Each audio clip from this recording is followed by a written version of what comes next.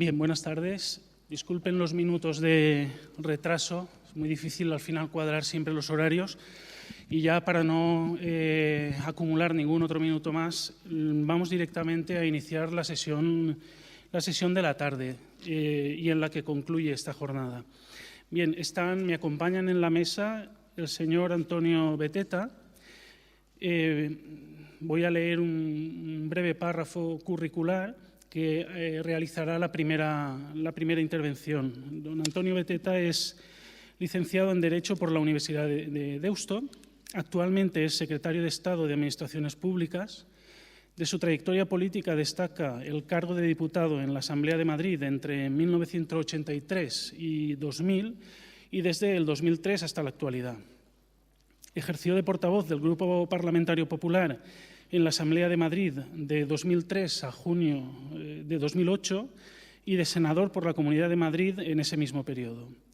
Entre el año 1995 y el año 2000 fue consejero de Hacienda de la Comunidad de Madrid y durante los años que median entre el 2000 y el 2003, secretario general de Política Fiscal y Territorial y Comunitaria del Ministerio de Hacienda.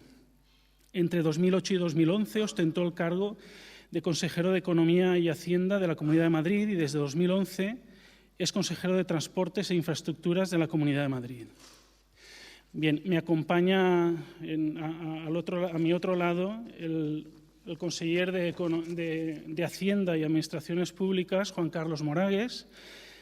El conseller es licenciado en Ciencias Económicas y Empresariales y Derecho. Es anteriormente al cargo que ostenta de conseller de Hacienda y Administraciones Públicas, ha sido delegado de la Agencia Tributaria en la provincia de Castellón. Es funcionario del Cuerpo Superior de Inspectores de Hacienda del Estado y ha ejercido de administrador de la Administración de la Agencia Tributaria de Guillem de Castro en la ciudad de Valencia y de administrador de la Agencia Tributaria de Gandía, de Valencia Grao y de Xàtiva. Amén de inspector de aduanas en el puerto de Valencia y como cuerpo técnico de Hacienda de recaudación en las dependencias regional y provincial de Barcelona y en la Administración de Colom en Barcelona y en la de Tortosa en Tarragona. También es profesor del Máster de Tributación del Colegio de Economistas de Valencia desde el año 2006 y del Máster de Tributación ofertado a través de la Fundación Universidad de Empresa de la Universidad de Valencia, ADEIT, desde el 2007. Colabora con la Asociación de Expertos Contables y Fiscales, con el Colegio de Gestores Administrativos de Valencia, con el Colegio de Titulados Mercantiles de Valencia, el de Graduados Sociales, también de Valencia, la Asociación de Asesores Fiscales de la Comunidad Valenciana y la Asociación de Empresarios de Valencia. Bien, pues como ustedes imaginan, tener a estas dos personas, al secretario de Estado y al conseller de Hacienda y Administraciones Públicas, es pues un colofón muy importante para los debates y las mesas redondas que se han celebrado esta mañana. En ese sentido, quiero agradecer públicamente a ambos el esfuerzo que han realizado para poder estar hoy aquí y, sin más, doy paso a don Antonio Beteta para que comience su intervención. Muchas gracias. Muchísimas gracias. Muy buenas tardes.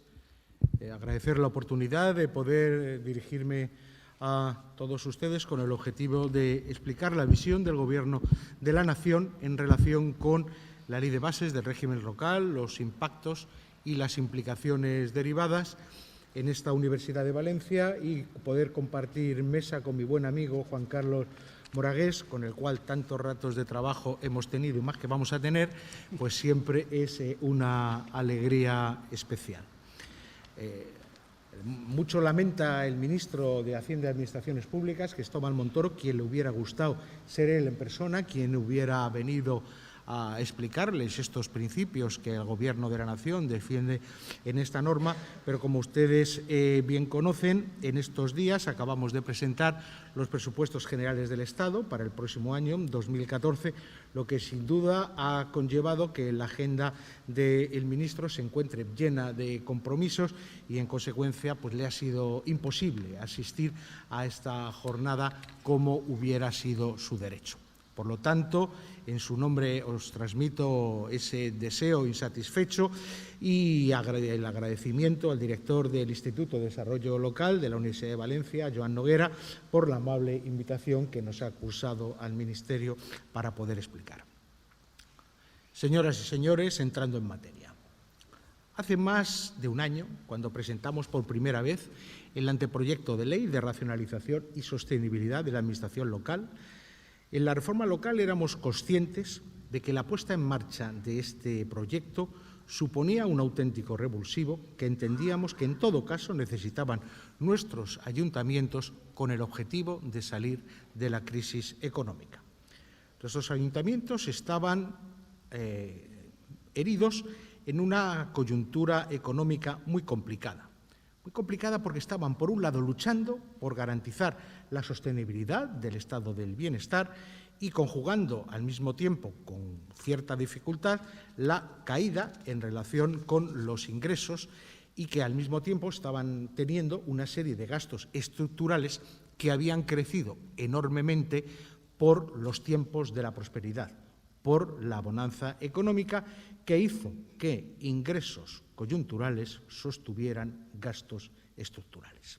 Pues bien, en este contexto económico, el Gobierno pretendió actualizar el marco jurídico que estaba anclado en el siglo XX, concretamente en el año 1985, fecha de la publicación de la hoy vigente Ley de Bases de Régimen Local, y proceder a modernizar, eso sí, modernizar con los parámetros del siglo XXI y con los nuevos modelos de gobernanza europeo los principios que deben inspirar el régimen local en España. Y así, en definitiva, el anteproyecto, cuya andadura parlamentaria, como ustedes bien conocen, está comenzando, pero que es voluntad del Gobierno y parece de las Cortes Generales, dado el calendario de debate del presupuesto que se aprobó en la mesa del Congreso en el día de ayer, estaría en situación de poder estar en vigor el próximo 1 de enero.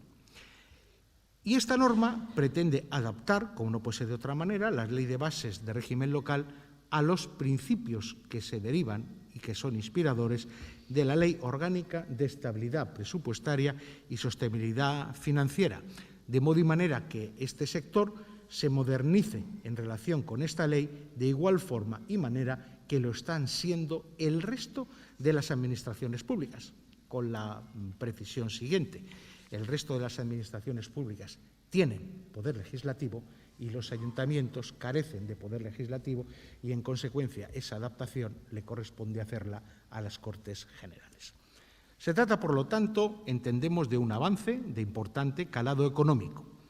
Pero no nos podemos quedar en el calado económico, en absoluto. Esta ley tiene también un calado político de primera magnitud, ya que pretende eliminar del sistema distintas ineficiencias y gastos superfluos que sin duda estaban lastrando el mejor desarrollo de las finanzas locales. Además, el texto, y con carácter nuclear, se centra en lo que es esencial, en el núcleo duro de lo que debe ser una institución pública. ¿Para qué sirve? Para prestar servicios a los ciudadanos. Luego, el objetivo de la ley es cómo y qué servicios hay que prestar a los ciudadanos desde el mundo local, distinguiendo de forma cuidadosa en lo que entendemos son servicios obligatorios, que en todo caso tienen que prestar, de servicios de tipo facultativo, y estableciendo que solamente se podrá avanzar en la prestación de los servicios facultativos cuando el resto estén debidamente cubiertos en términos de estabilidad presupuestaria.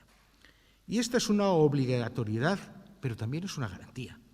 Es una garantía porque refuerza lo que es los principios de nuestra sociedad del bienestar y su sostenibilidad, ya que garantiza esa prestación de los servicios obligatorios locales, que son los que por estatuto de autonomía no tienen las comunidades autónomas. Esa es la clave en la cual existe la ley. Objetivo: ninguna entidad debe gastar más de lo que ingresa. Ninguna entidad puede cargar con compromisos de gasto para los cuales no tenga suficiente financiación presente y futura, y que el endeudamiento como instrumento de financiación de los gastos corrientes sea una práctica a desterrar. Este objetivo sirve además a otro de aún más calado si cabe, que es la actualización de las competencias municipales, ajustando a la realidad local el entramado competencial que habían asumido, atribuyendo con precisión las que tienen que ser gestionadas por los ayuntamientos y, en definitiva, separándolas de las que, por estatuto de autonomía, son competencia de las comunidades autónomas o de la Administración General del Estado. Y esto no es un resultado del azar, es un resultado cuidadoso de la evaluación de la Ley 7/1985, cuya redacción actual plantea problemas de indudable trascendencia. Problemas de trascendencia como es la ausencia de una definición precisa y acotada del alcance de las competencias municipales. ¿Y esto qué ha permitido? Ha permitido generar un volumen significativo de las actividades conocidas popularmente como competencias impropias. Competencias impropias que no han tenido en cuenta en su ejecución la existencia de contextos adversos, como el actual, en el ejercicio de las actividades. Competencias impropias que son redundantes en muchos casos con las que prestan las comunidades autónomas y que, por lo tanto, carecen de los correspondientes criterios de eficacia, de eficiencia, de sostenibilidad presupuestaria, de sostenibilidad financiera y de rentabilidad. Y para todo ello, esta norma pretende poner coto. Unido a todo ello, también se efectúa un análisis en profundidad de lo que es el sector público instrumental en el ámbito local. Hemos visto que hay una proliferación exagerada, una proliferación que debe de ser redimensionada en una clara apuesta por la sostenibilidad, estableciendo, eso sí, un periodo transitorio con el objetivo de que puedan ir corrigiéndose determinadas situaciones de esas entidades y, en el caso en el que no puedan ser corregidas esas situaciones que afectan a la sostenibilidad, evidentemente deberán desaparecer. En definitiva, la reforma local tiene que conseguir algo relevante mediante lo que es la combinación de la definición precisa competencial y, al mismo tiempo, conjugarlo con el límite de gasto. Hay que ajustar deseos a realidades. Hay que ajustar posibilidades de inversión a las realidades en la financiación. Y hay que hacerlo todo ello desde el riguroso cumplimiento de los principios que se derivan de la estabilidad presupuestaria, sí, pero también de la sostenibilidad financiera, que es lo que garantiza, sin duda alguna, que esa prestación de los servicios obligatorios será mantenida con calidad a lo largo del tiempo. Son unos principios que, como bien conocen, se enmarcan gracias a la Ley Orgánica 2/2012 de Estabilidad Presupuestaria y Sostenibilidad Financiera. A cada Administración le establece un compromiso uniforme que, desde la óptica del principio de la lealtad institucional, conlleva que nuestros ayuntamientos, por primera vez, tienen que contemplar el impacto financiero de las decisiones que adopten en consonancia con el resto de las administraciones públicas. Una estabilidad presupuestaria que tiene una incidencia particular en dos puntos relevantes, como son la celebración de convenios y la delegación de competencias. En este caso, se liga la celebración de convenios interadministrativos con la sostenibilidad de los servicios y también con la eliminación de las duplicidades administrativas que habían proliferado en el mundo local en exceso. Desde ahora, todos los convenios a los cuales el Estado, comunidades autónomas o cualquier ente local deleguen en el ejercicio de las competencias en los municipios tienen que ser aceptados expresamente por el municipio. Punto 1. Punto 2. Deben de suponer una mejora en la eficacia de la gestión pública. No solo se evita la imposición, sino que tenemos que garantizar a los ciudadanos, que son los efectivos destinatarios de los servicios públicos que prestamos las administraciones, que esa técnica de delegación va a traer consigo una mejora en la eficacia en la gestión pública. Y en cuanto a lo que es la delegación de competencias, que es, a mi modo de ver, el auténtico caballo de batalla del conflicto, toda delegación de una administración autonómica o estatal o local en otra local tiene que ir acompañada de su correspondiente financiación. Financiación total, del 100% de lo que le encargue hacer, el 100% lo tiene que pagar. Y no solo pagar, sino tiene que garantizarse el puntual cobro del mismo, de modo y manera que el ente local que presta el servicio no se vea abocado a la inestabilidad presupuestaria por mor del impago de aquella entidad que le haya encargado la prestación del mismo. Y eso sí, la entidad delegante se va a reservar aquellos mecanismos de control que son precisos para cerciorarse de la adecuada prestación del servicio delegado. Es decir, hay un adecuado equilibrio.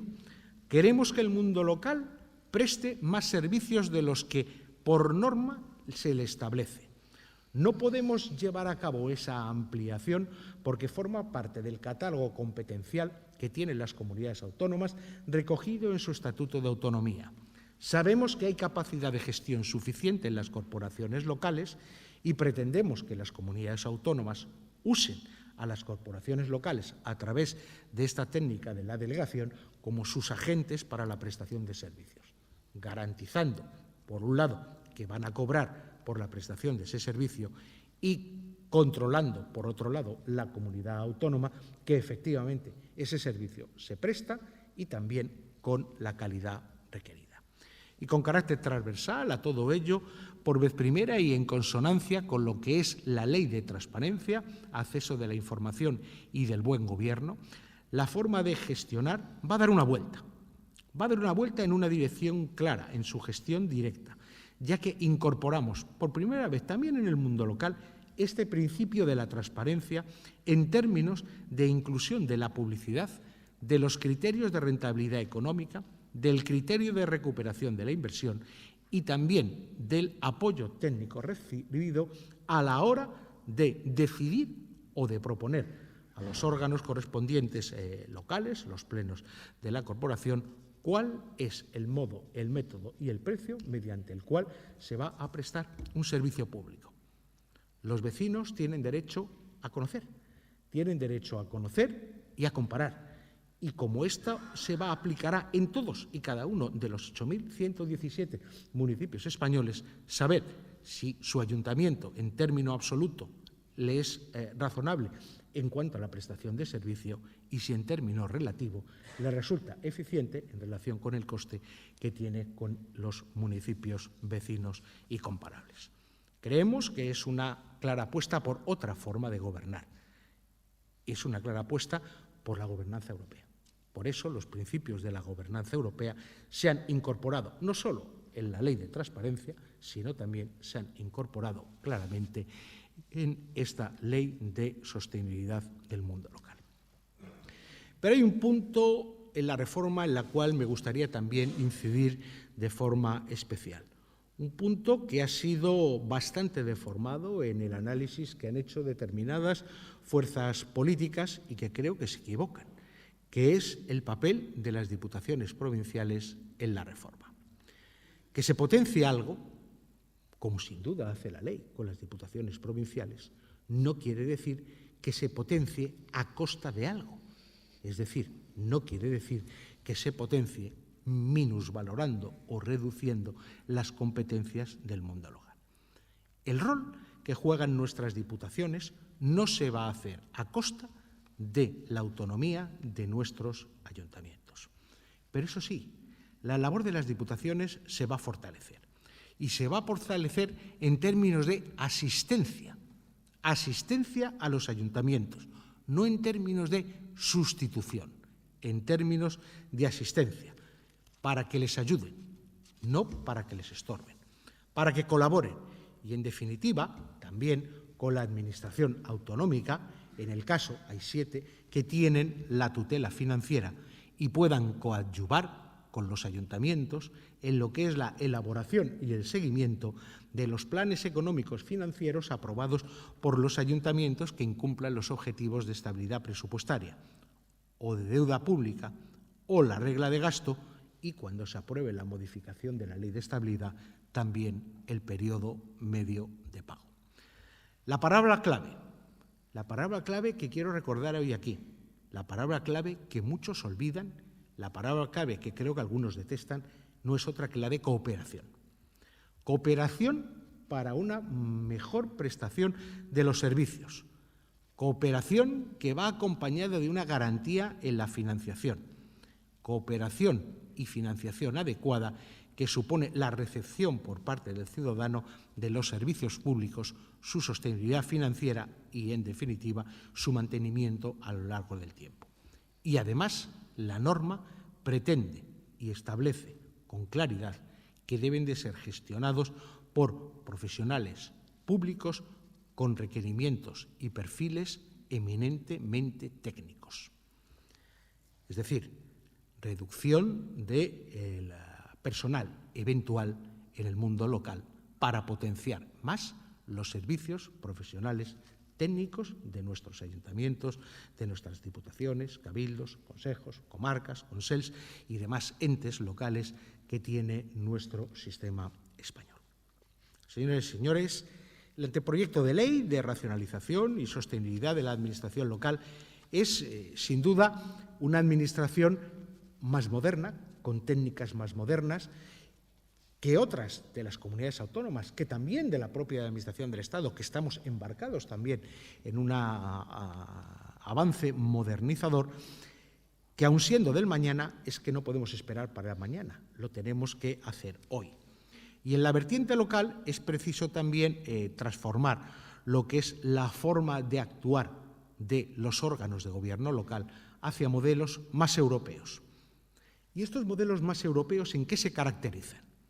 En algo que debería ser esencial: la transparencia, la rendición de cuentas y entender que una gestión transparente y con rendición de cuentas no limita en ningún caso la capacidad de los órganos de gobierno políticos, sino que al revés, devuelve la auténtica política a sus auténticos dueños, que son los ciudadanos, que al recibir esa información realmente podrán tomar mejor sus decisiones. Es por ello por lo cual en la reforma hemos decidido, de una forma particular, clarificar algunos aspectos que entendíamos ahora claroscuros en lo que es la acción política en el ámbito local.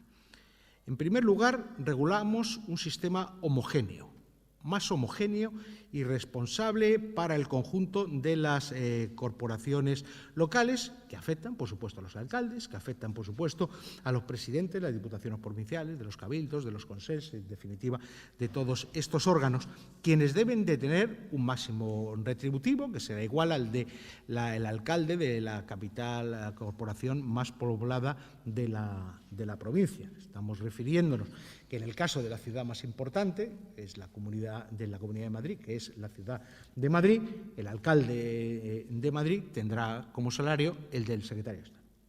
Y del secretario de Estado, que por cierto gana más que el ministro, a ciencia propia lo sé,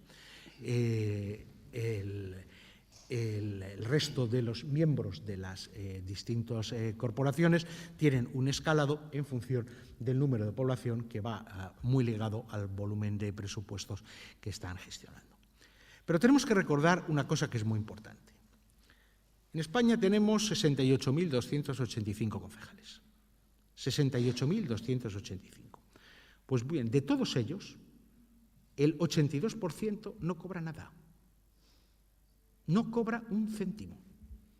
Están trabajando por su pueblo y con su pueblo. Están trabajando con sus vecinos. Y, en consecuencia, están coadyuvando a profundizar en la democracia. Hay 12.188 que sí, que supone el 18% del conjunto de los electos locales. Lo que la norma hace es limitar y decir un número máximo, en función también del volumen poblacional, de los que pueden dedicarse a esta labor.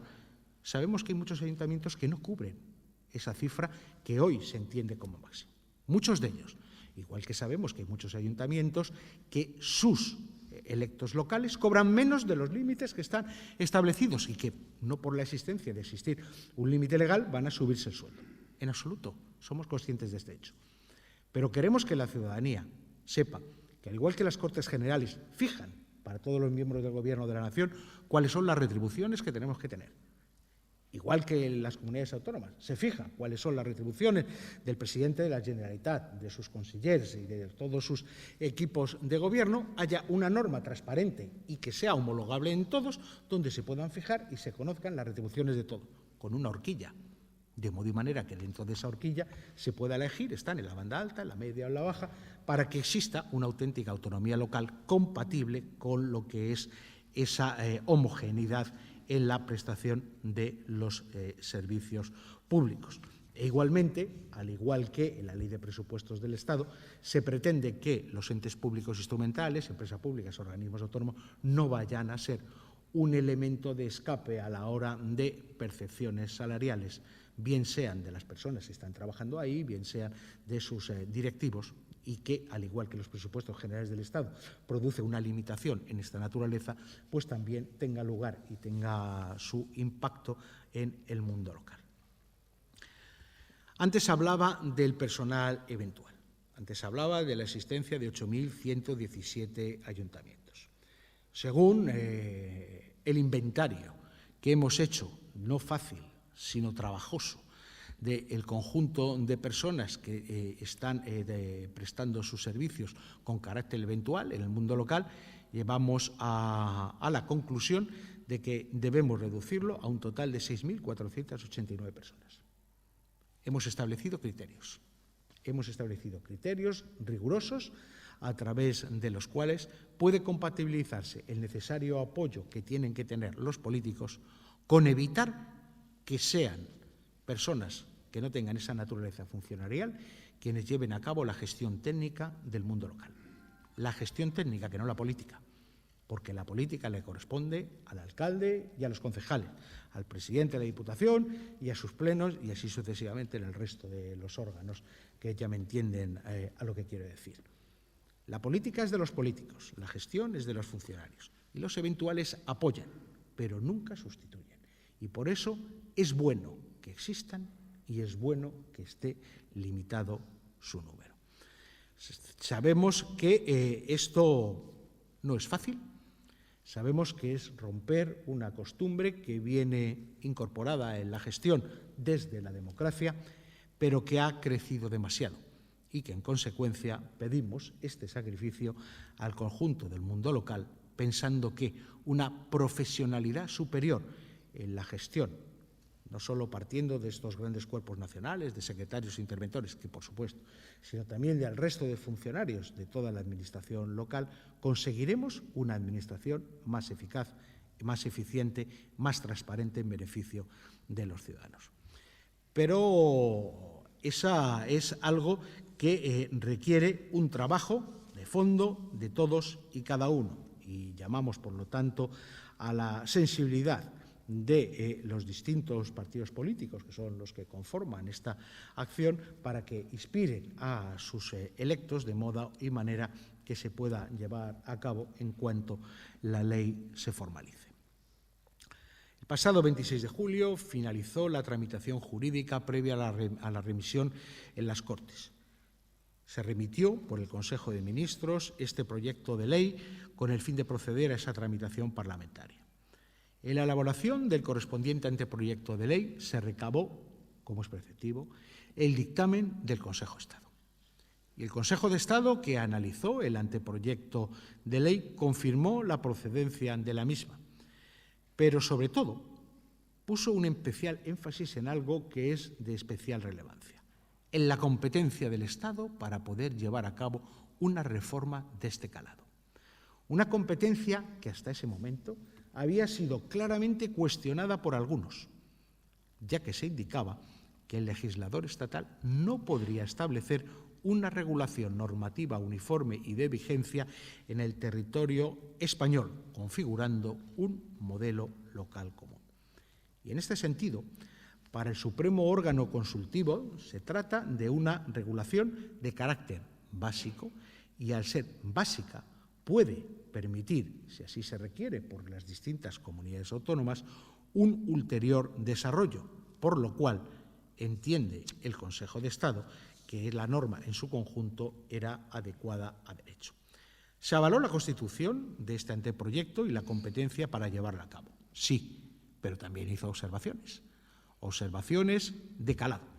Observaciones que fueron incorporadas al texto o que obligaron a excluir en distintas cuestiones del texto, con el objetivo de dotarlo de una mayor solidez, que no existieran fisuras en lo que es su diseño jurídico, como las que estaban correlacionadas en materia del coste estándar, ya desaparecido, o en las fusiones municipales voluntarias ya incorporadas.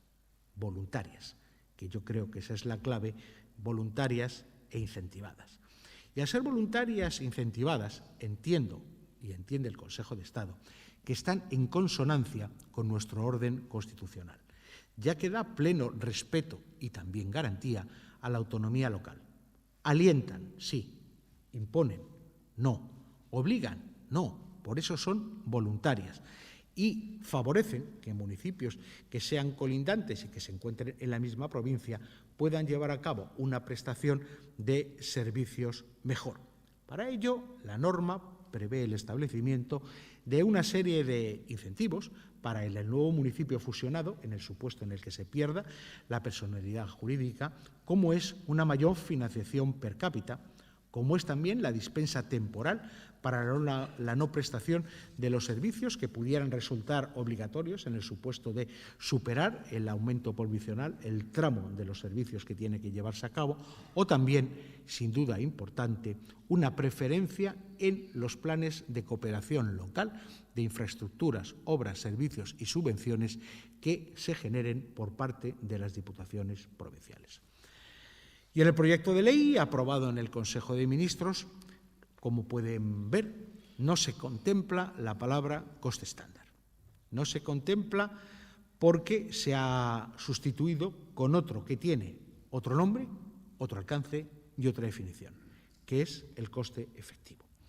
Un coste que, de cara a su puesta en práctica, lo que va a conllevar es que antes del 1 de noviembre de cada año, las entidades locales deberán calcular el coste efectivo de los servicios que prestan, partiendo de los datos contenidos en la liquidación del presupuesto general y, en su caso, de las cuentas anuales aprobadas de las entidades vinculadas o dependientes que estén correspondientes al ejercicio anterior. Y, a continuación, para efectuar el cálculo del coste efectivo de los servicios, se tienen en cuenta lo que son los costes reales, directos e indirectos de los servicios conforme a los datos de ejecución de gastos. Gastos que, sin duda, van a ser y tienen que ser comunicados al Ministerio de Hacienda y a administraciones públicas, que con transparencia los publicaremos. El resultado de este cambio de coste estándar por coste efectivo supone, a mi juicio, un avance doble. Por un lado, ajusta el gasto local, y lo ajusta sin suponer una pérdida en la calidad del servicio. Dicho de otro modo, un nuevo modelo de gestión, pero que no afecta al servicio prestado. En definitiva, desde un punto de vista económico, el resultado de todo este proceso de reforma, racionalización, modernización y puesto a punto de la administración local, lo que va a suponer en el periodo 2013-2019 un ahorro de unos 8.000 millones de euros, tal y como figura en el Plan Nacional de Reformas. Una cifra importante, una cifra quizá espectacular, pero una cifra donde garantiza, junto al ahorro, la prestación de los servicios básicos y de calidad que demandan los ciudadanos. Hay que tener en cuenta que partimos de un auténtico éxito.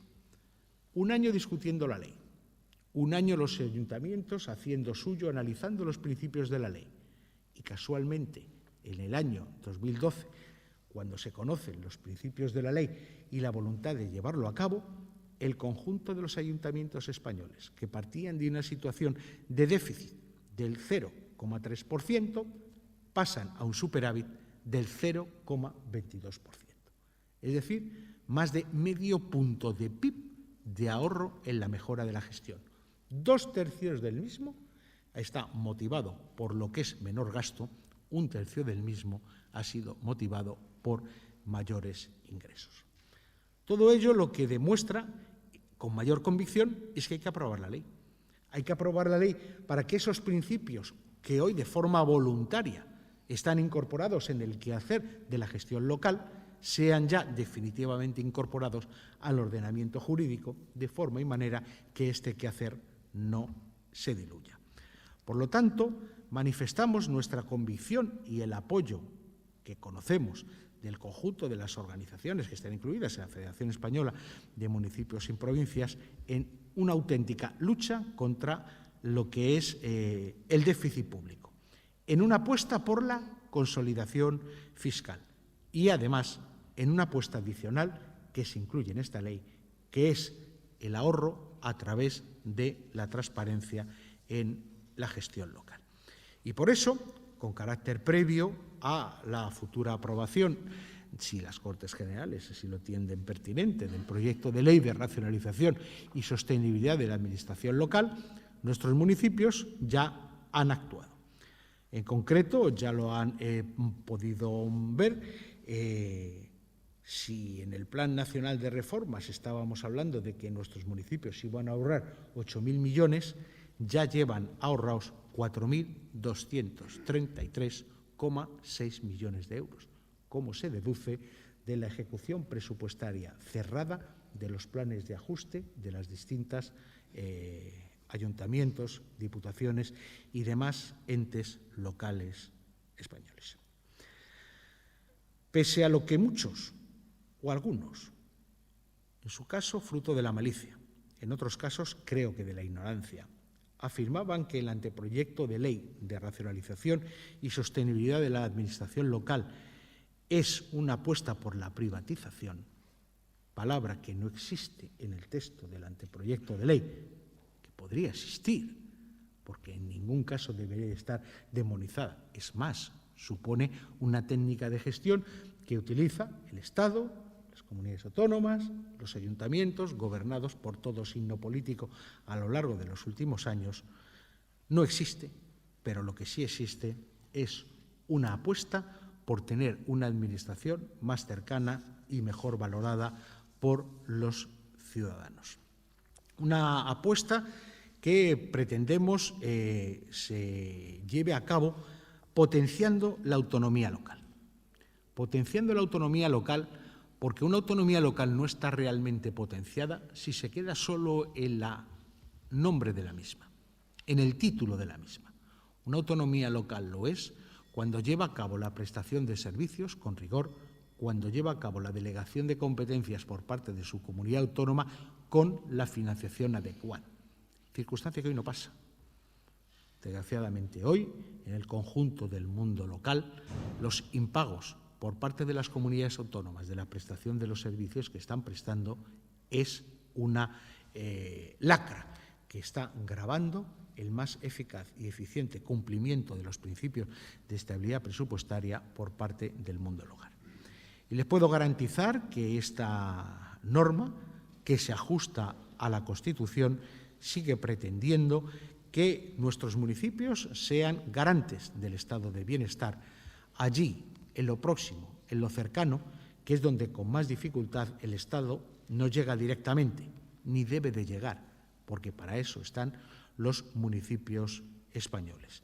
Eso sí, exigiendo, como no puede ser de otra manera, el cumplimiento de los principios de estabilidad presupuestaria y sostenibilidad financiera.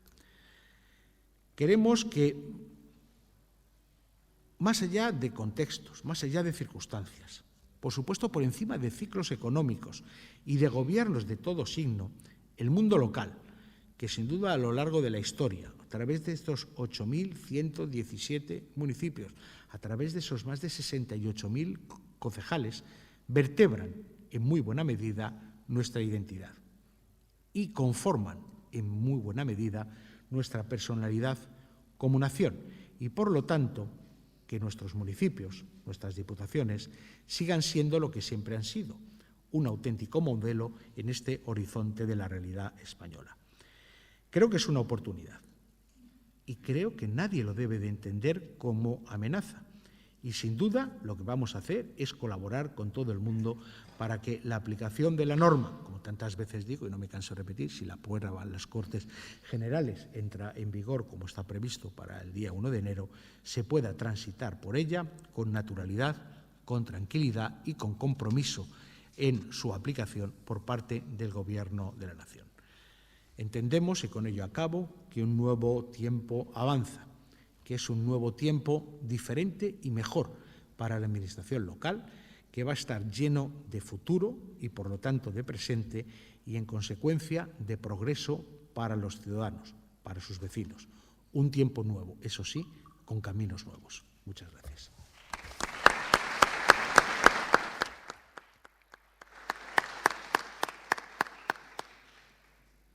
Muy bien, pues muchas gracias, señor Beteta.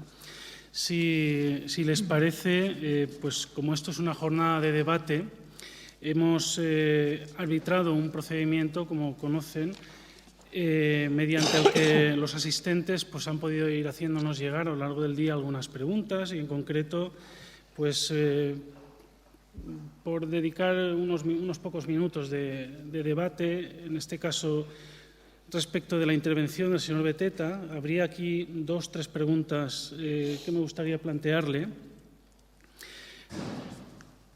haciendo de portavoz, por así decirlo, de las personas aquí presentes. La primera de ellas dice si se ha previsto, o sea, si el Gobierno ha previsto cómo desarrollará por ley la aplicación del artículo 27 sobre el establecimiento de límites retributivos al personal de la Administración local. ¿Le planteo las 3? Sí, sí. Muy bien. En segundo lugar, si están previstos límites atendiendo a algún criterio de comparación con los límites retributivos de otras administraciones públicas. Y, por último, ¿de qué incidencia económica se prevé que se está hablando en cuanto a disminución del gasto en personal en las administraciones locales?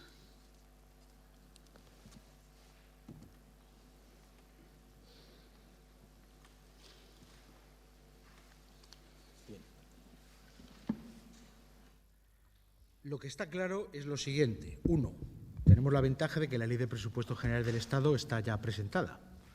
Y, por lo tanto, la previsión que se contenía en la ley, en el anteproyecto de ley de sostenibilidad local, no se ha concretado en la Ley de Presupuestos Generales del Estado. Por lo tanto, no existe en la misma esas horquillas retributivas de las cuales se están hablando y, en consecuencia, la pregunta 2 y 3 no pueden ser contestadas. Es imposible, porque no existen las horquillas retributivas. Tenemos tiempo para alguna pregunta espontánea por parte del público, si alguien quiere realizarla en este momento. Como no tenemos micrófono, levante por favor la... Bueno, sí que tenemos micrófono.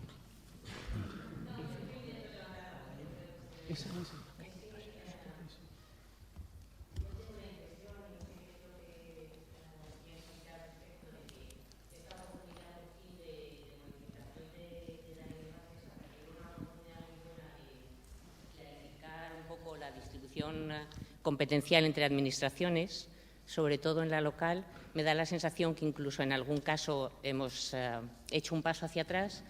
Por otro lado, al ser una ley de régimen local, creo que tendría que tener una visión más positiva desde el municipalismo. Creo que sigue considerando al municipio una cuestión residual y, si es nuestra ley, me parece que la visión tendría que ser diferente. Y, por otro lado, al ser una ley que regula la administración pública, yo creo que la visión, además de positiva, tendría que ser desde el punto de vista del ciudadano. No un poco de cómo nos partimos las competencias entre administraciones, sino cómo se garantiza en cada una de las leyes que regulan la administración que la prestación al ciudadano va a ser la mejor posible. Porque da la sensación de que se tiene mucho miedo de que se dupliquen la prestación competencial, que creo que eso se habrá dado en algún caso, pero en pocos, cuando en realidad el problema, desde mi punto de vista, es el vacío de prestación. Es decir, que no hay un catálogo de prestaciones, sea quien sea la administración que tenga que realizarlas, que el ciudadano pueda considerar básicas y que están en su derecho, y que, por tanto, la norma administrativa regule qué administración o en qué condiciones se le van a prestar al ciudadano. Por concretarlo, el artículo 25 dice, desde mi punto de vista, Una cosa tan chocante como que está mezclando competencias y obligaciones de los ayuntamientos. Una cosa tan chocante como decía que un ayuntamiento no tiene competencias educativas, pero tiene competencia, por llamarle así, obligación de mantener edificios públicos, de titularidad pública, dedicados a la enseñanza infantil y especial. Cuando a lo mejor resulta que se le está obligando a mantener ese edificio y no tiene la competencia de la prestación del servicio educativo, salvo que se le hayan delegado según el artículo 27. Me parece una contradicción y una visión negativa y residual de lo que es la actuación local. Y, por otro lado, el artículo 27, que determina cuáles son, digamos, las actividades que en principio son delegables, yo creo que una visión positiva, que sería para mí la correcta, tendría que decir a la inversa, tendría que decir, salvo que la Administración con competencia prestacional en estas actividades acredite que este servicio se presta en el ámbito territorial municipal, tendrá la obligación de delegar al Ayuntamiento para garantizarle al ciudadano que se presta, que diré yo, la educación infantil, los servicios sociales. ¿Por qué? Porque desde mi punto de vista también esa es la única manera de respetar un poco la garantía institucional básica de lo que es un ayuntamiento, porque no sé si estaba usted anteriormente cuando habló el alcalde de Oliva, el cómo percibe el ciudadano la institución nuestra, cómo percibe el ayuntamiento, tiene en su núcleo duro la percepción de que si una persona tiene hambre, va a ir al ayuntamiento y no quiere que le expliquen que si el municipio es de menos de 20.000 no puede tener hambre. O que un ayuntamiento que tenga capacidad económica para prestar determinados servicios tenga que solicitar su delegación, porque entonces nos estamos poniendo en lo que yo llamo el punto de vista negativo. Yo creo que el ayuntamiento no tiene que solicitar la delegación a otra administración, porque siempre nos consideramos en ese sentido subordinados, mendicantes, dispuestos a aceptar lo que sea, subvenciones que comportan el 50%, el 40%, el no se sabe qué, cuando en realidad nuestra posición tendría que ser. Nuestra ley hoy vigente determina que los ayuntamientos tienen competencia para todas las genérica, para todo lo que afecta a las aspiraciones de la comunidad vecinal, y una de las aspiraciones esenciales de la comunidad vecinal es que la prestación de los servicios se realice de una forma, por lo menos a nivel de una garantía básica, uniforme en todo el territorio. Entre otras cosas porque los vecinos de nuestros pueblos pequeños pagan el mismo IRPF que los de los pueblos grandes. No les hacen ninguna diferenciación por menor prestación de servicios en su territorio. Bueno, lamento la extensión, pero era un poco más una cuestión de visión que de pregunta concreta. Sí, efectivamente. La pregunta como tal, la única que yo he visto, pero también contestaré al conjunto de la visión, era la cierta contradicción que se puede ver en el artículo 25 en relación de la competencia educativa. Claro, es verdad, yo se lo reconozco. Efectivamente, la competencia educativa radica en las comunidades autónomas y la ley prevé hacer una excepción puntual en el cual estas cuestiones van a ser gestionadas por los ayuntamientos. Para eso son las leyes. Para eso son las leyes. Ahí, para llevar a cabo una excepción de esta naturaleza, se requiere, como se ha requerido, escuchar a las comunidades autónomas, y las comunidades autónomas han manifestado por escrito a través de los correspondientes consensos, como forma parte del expediente que se ha tramitado, como no puede ser de otra manera, ante el Consejo de Estado, la opinión de la FEN, la opinión de las comunidades autónomas, opiniones de sindicatos, en fin, todas las opiniones que han querido formalizarse en relación con el texto al objeto de verlo. Todas las leyes tienen unos principios esenciales y tienen unos compromisos económicos y compromisos de carácter político, y se plasman en un texto legal para que sean conocidos. Siempre y cuando respeten los principios constitucionales, son básicos. Y eso es lo que hace la ley. Establece claramente una diferenciación. Yo entiendo y disiento de la filosofía que se dice que los ayuntamientos hoy tienen competencia para hacer todo. Desde mi óptica no es verdad. No, es verdad. Y la ley lo que está diciendo claramente es que los ayuntamientos tienen que respetar el ordenamiento constitucional, que la Constitución establece competencias de las comunidades autónomas y que las comunidades autónomas en la práctica, por silencio, han permitido o en la práctica, a través de convenios, han establecido que las corporaciones locales puedan llevar a cabo distintas actuaciones. Distintas actuaciones que han conllevado ¿a qué?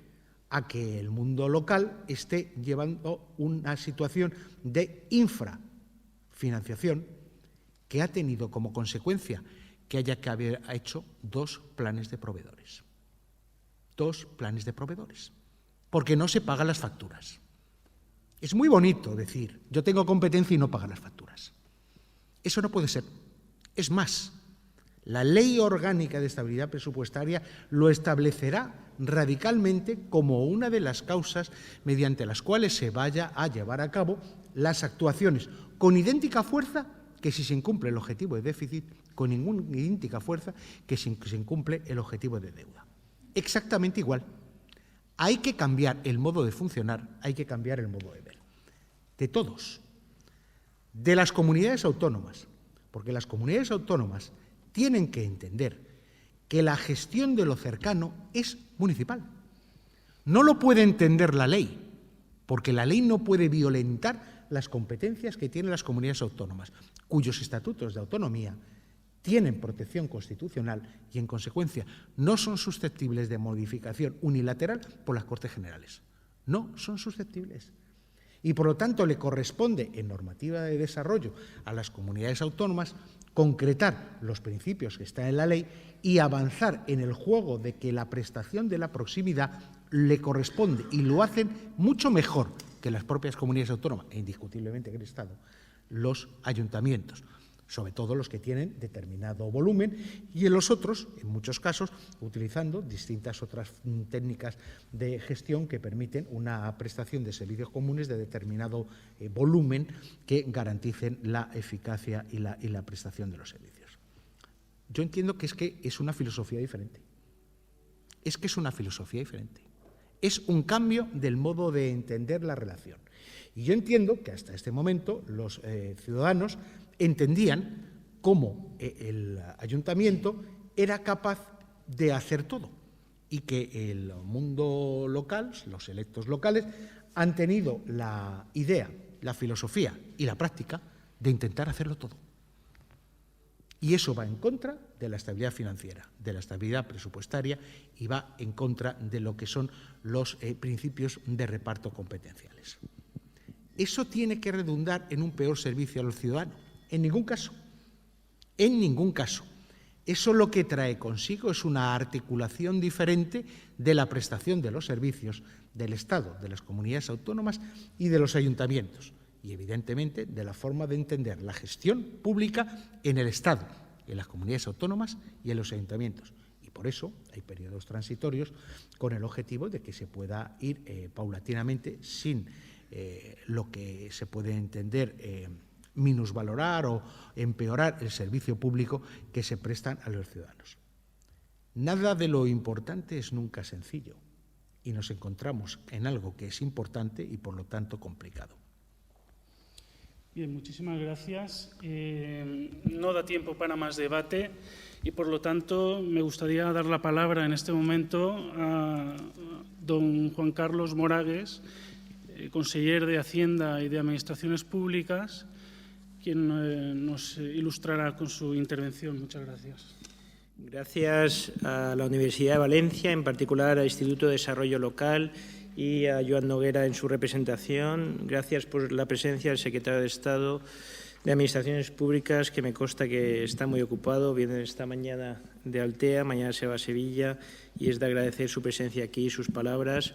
Gracias y buenas tardes, amigos y amigas. Estamos en un mundo local y yo soy representante del ámbito autonómico y evidentemente me siento, no diría un intruso, pero cuanto menos pues una persona distinta, pero vamos a intentar enfatizar la necesaria coordinación y cooperación que tiene que haber entre el ámbito autonómico y el ámbito local y, en definitiva, entre todas las administraciones públicas, porque no podemos olvidar que todos representamos el interés general, el interés colectivo y todos nos debemos a los ciudadanos a los que representamos. Yo creo que es un mundo muy complejo, es una situación muy complicada y ahora existe un cierto desapego y desconfianza hacia los representantes públicos. se ha roto el mandato representativo, es decir, nosotros somos los representantes y los representados no confían con sus representantes.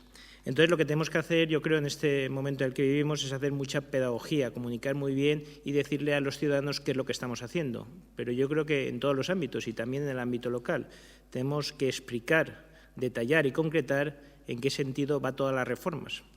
Hemos vivido en un mundo en que no pasaba nada si gastabas más que ingresabas. Hemos vivido una situación en que si tú, de forma permanente y sistemática, gastabas más que ingresabas, recurrías al endeudamiento, llamabas a la puerta del banco y el banco te dejaba ese dinero. Hemos vivido un mundo, una situación y un escenario de abundancia, donde los ingresos tributarios tenían unos niveles de recaudación más que elevados. Pero ha llegado un momento que no habíamos vivido hasta ahora las administraciones públicas, un momento de shock, de crisis financiera, de inestabilidad financiera, de tensión y de estrés, de liquidez. Y eso nos tiene que hacer parar y pensar.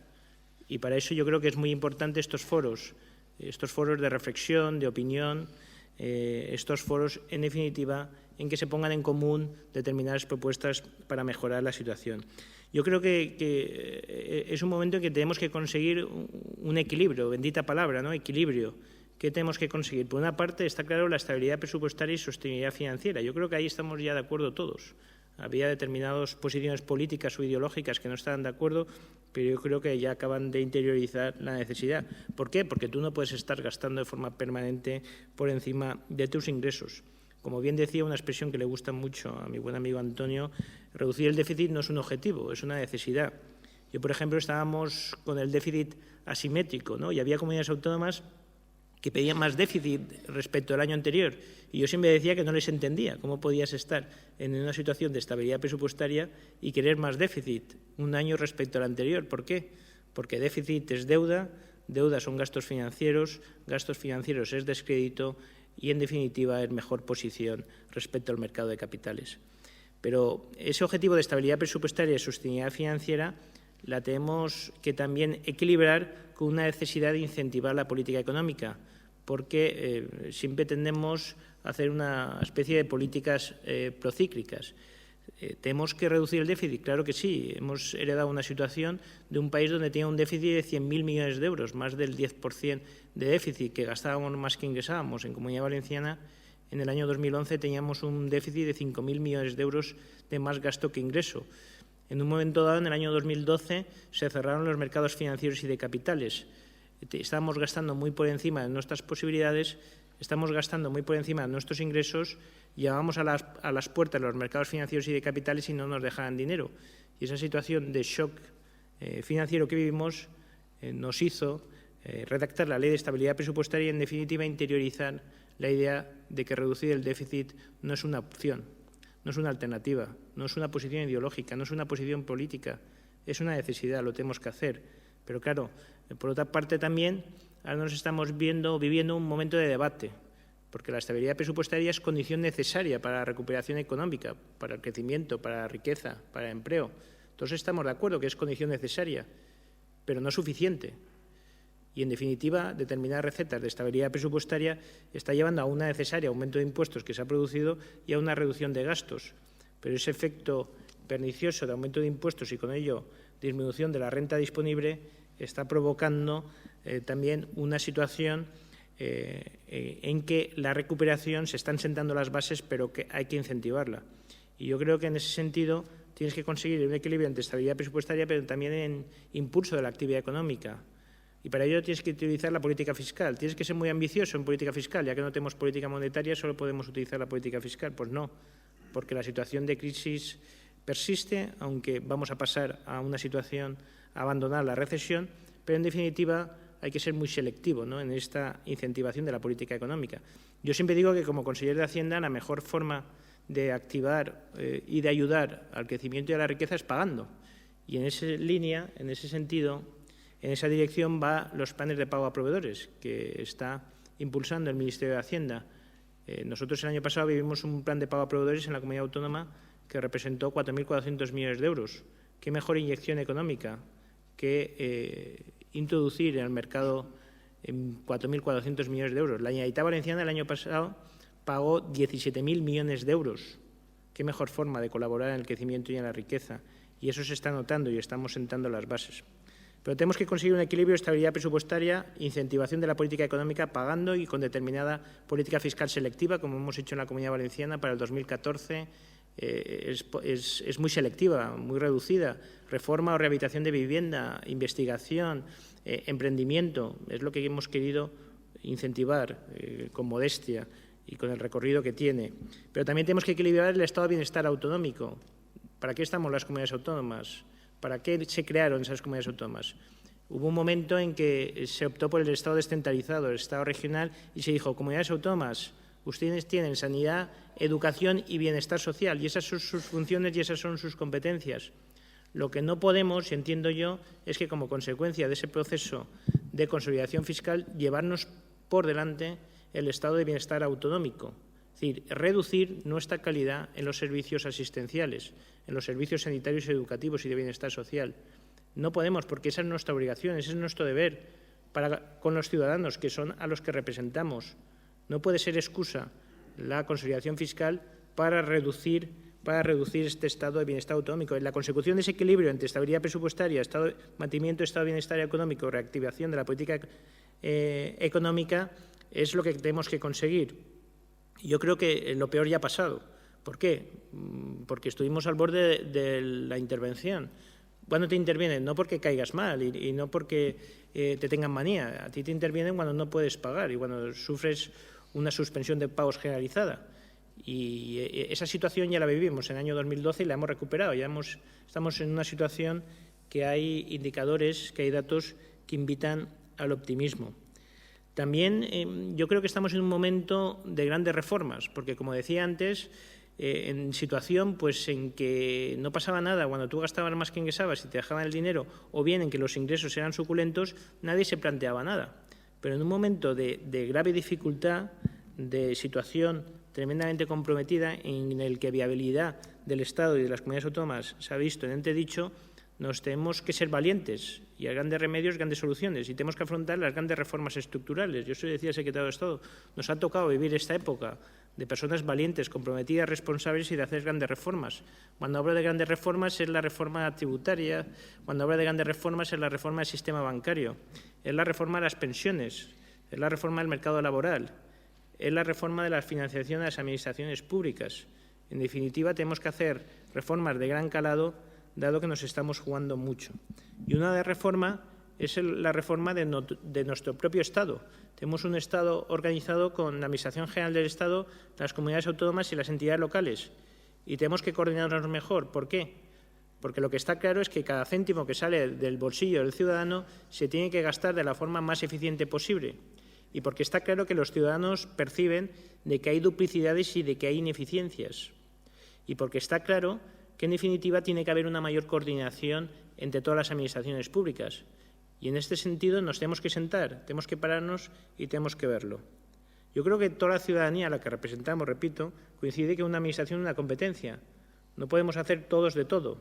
No podemos estar en esta dinámica de querer llegar al mayor número de ciudadanos y querer ofrecer los mejores servicios, porque lo que está en juego es la sostenibilidad de todas las administraciones públicas.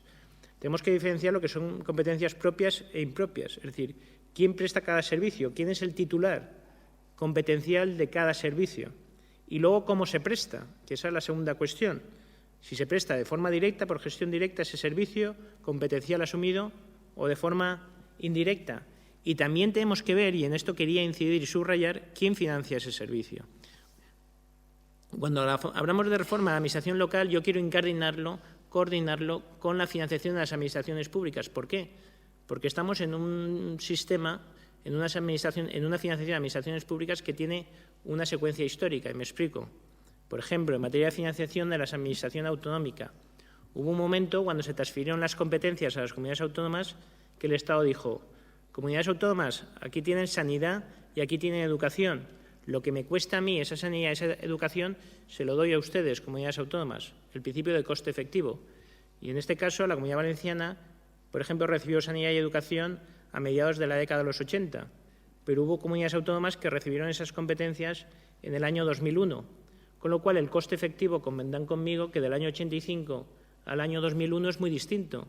Y también hay que tener en cuenta que la presencia de la Administración centralizada por aquel entonces en las distintas comunidades autónomas también era desigual. Eso se partió de un principio de coste efectivo que ha formado los sistemas de financiación de la Administración autonómica, y eso se ha ido consolidando en el tiempo. ¿Por qué? Porque tenemos un sistema de transferencias verticales, de tal forma que el Estado recauda y luego transfiere verticalmente a las comunidades autónomas, a las entidades locales. En definitiva, reparte transferencias y reparte déficit, porque si transfiere más, es lo mismo transferir más dinero y asumir más déficit que lo contrario. Y ese sistema hay que plantear la problemática que suscita, y me explico.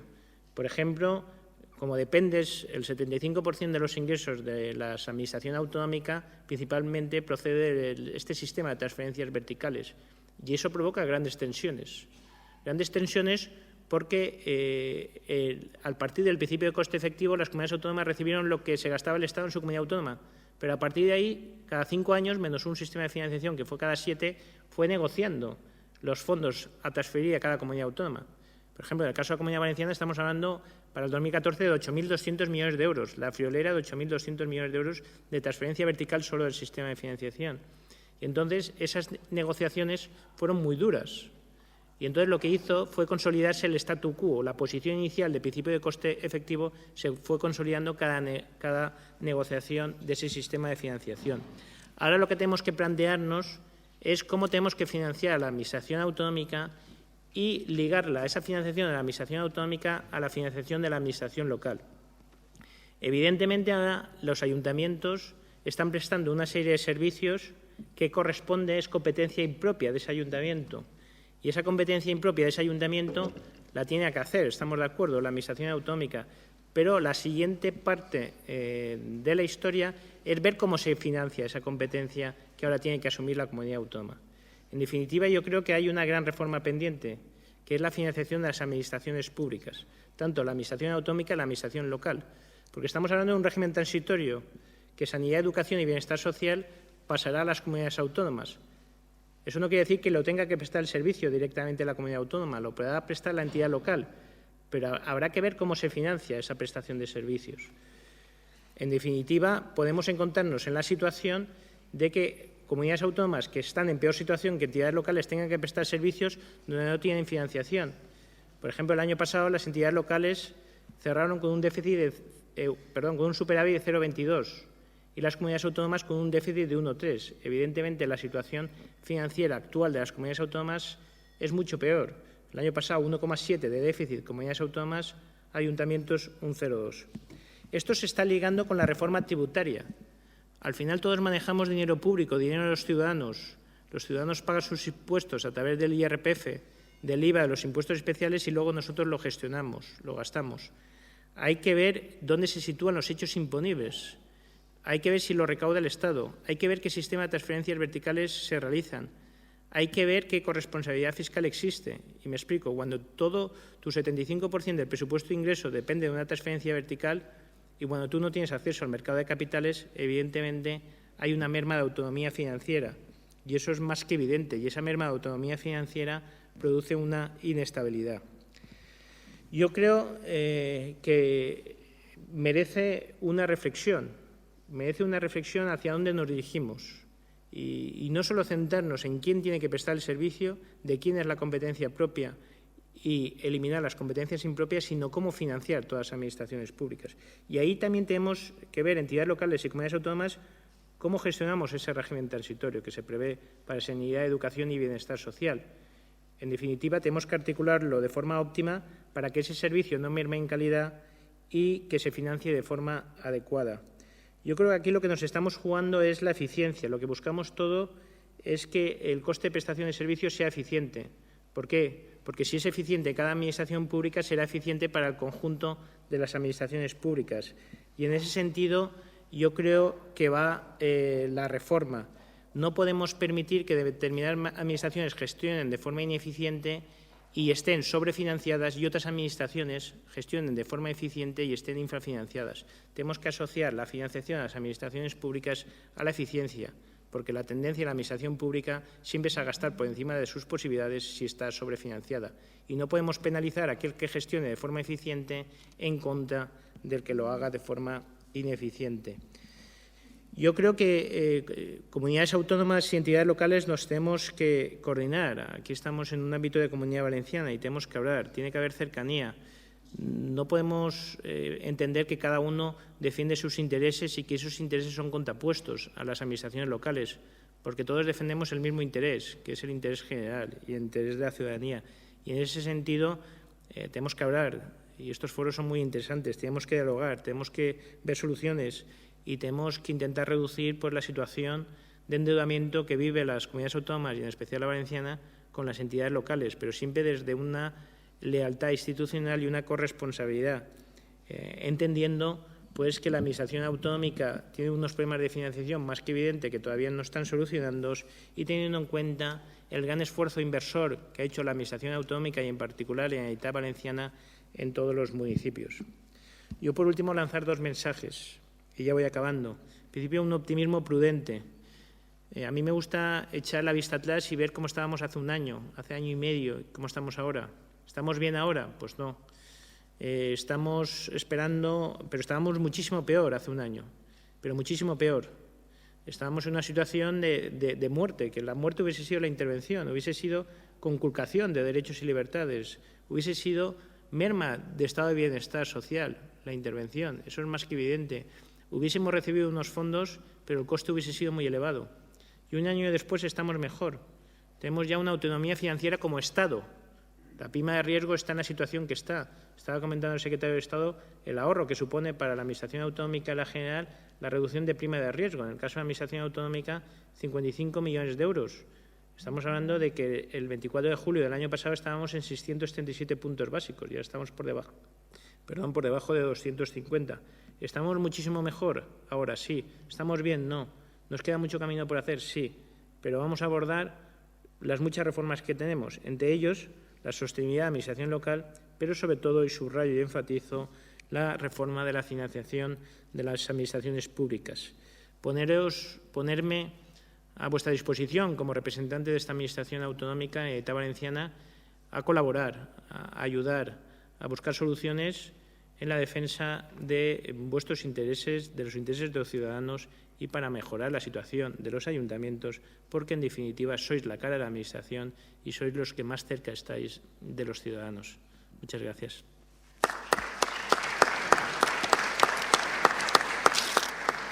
¿Hay colegio? Vamos a ver, pie un par de preguntas. Bueno, podríamos dar pie todavía a un par de preguntas al conseller, si alguien estima oportuno. Es el momento.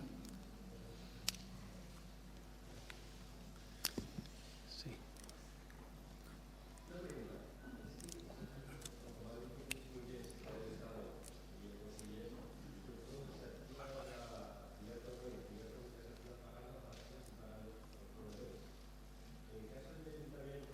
Lo que tenemos es que el máximo deudor es la propia comunidad autónoma. Me imagino que en casi todos los ayuntamientos pasará lo mismo. En este caso, por ejemplo, tenemos subvenciones pendientes de recibir de la comunidad autónoma de 3 millones de euros y deudas por tasas e impuestos de 1 millón de euros, con lo cual suman 4 millones muy fácilmente. Pero claro, eso perjudica mucho a los ayuntamientos. ¿Qué soluciones hay? Yo al respecto tengo que decir lo siguiente, porque es una pregunta muy manida ya, muy repetida. Lo primero, mecanismos de liquidez. Los mecanismos de liquidez, pues tenemos el plan de pago a proveedores, en el sentido que nosotros pedimos de forma insistente el Consejo de Política Fiscal y Financiera, así se reflejan las actas, que en el plan de pago a proveedores que no se incluyeron en el anterior del año pasado los ayuntamientos se incluyesen este año. Al final se optó por un sistema de pasarela de pagos, que en ningún caso nosotros defendíamos, que era que se cancelaran las deudas que tiene la Administración autonómica con los ayuntamientos en el caso de que estos ayuntamientos se adhieran al mecanismo de pago a proveedores y hasta el límite de la deuda comercial que tengan esos ayuntamientos con sus proveedores. ¿Esto qué provocó? Pues provocó un perjuicio en el sentido de que aquellos ayuntamientos que no tenían deuda comercial o habían decidido no adherirse al plan de pago a proveedores no se viesen beneficiados de este mecanismo y no viesen reducida la deuda que tiene la Administración autonómica con ello. hemos establecido ahora un sistema que, a través del Fondo de Liquidez Autonómica y en coordinación con el Ministerio de Hacienda, estamos haciendo un esfuerzo ahora para que aquellos ayuntamientos que no están adheridos al mecanismo de pago a proveedores se puedan ver beneficiados a través de este otro instrumento de liquidez, que es el Fondo de Liquidez Autonómica, y de hecho el martes de la semana que viene hacemos un pago, una remesa de 9.400.000 a ayuntamientos de la Comunidad Valenciana, y nuestra idea es seguir con esta cadencia. Dicho eso, también me gustaría recalcar un par de aspectos. El efecto bola de nieve. Llega un momento que la Administración autonómica no se puede estar planteando el convocar determinadas subvenciones y ayudas cuando debes las de los 3 años anteriores, o 4 o 5, con lo cual es más que evidente que tenemos que pararnos y tenemos que pensar y tenemos que ver lo que estamos conveniando, tenemos que pensar a qué nos estamos comprometiendo, qué estamos haciendo y ver qué estamos pagando. Y lo que no podemos es hacer un incremento sistemático y paulatino, acostumbrarnos a hacer convenios y luego no pagarlos. Por último, también me gustaría hacer una reflexión de la situación de la comunidad autónoma, y eso que yo llevo 10 meses de conseller, no llevo mucho más. Pero hay que también reconocerle a la Generalitat Valenciana, y antes lo ha apuntado, el esfuerzo inversor que ha hecho. Por encima de sus posibilidades, pues bueno, será discutible, ¿es posible o no es posible? Hay que ver el esfuerzo que ha hecho inversor de la Generalitat Valenciana en infraestructuras de todo tipo, educativas, sanitarias, viarias, en infraestructuras culturales, en definitiva, el esfuerzo inversor y de metamorfosis de todos los municipios de la Comunidad Valenciana, cubriendo una eficiencia, en muchos casos, de inversiones de la Administración del Estado. Y eso está ahí, es palpable, es tangible, se puede tocar. Y también hay que reconocer, estudiar la situación financiera actual. La situación financiera actual es que los ayuntamientos en España tienen un superávit 0,22. Diputaciones provinciales no hay ninguna que esté por debajo de un 15% de superávit. Y que la Comunidad Valenciana, con los 8.000 millones que recibe el Estado, este año 8.214, no pagan ni su sanidad y educación. Y que tenemos un problema de infrafinanciación más que evidente. Y, sin embargo, esa infrafinanciación, esa limitación de autonomía financiera que comentaba, no se produce lo mismo en las entidades locales. Yo a lo que le digo a las entidades locales, de acuerdo, tenéis razón, paciencia, estamos habilitando instrumentos de liquidez, pero que lo que tenemos es poco a poco que absorber la deuda, que esto es una situación que no podemos solucionar de un día para otro y que estamos en la línea de trabajo de intentar racionalizar nuestras relaciones de administración autonómica con entidades locales desde un punto de vista de auténtica colaboración y coordinación con ellos. Muchas gracias. Vamos a dar pues paso ya a la clausura del acto, para lo que invito al señor rector a subir a la mesa.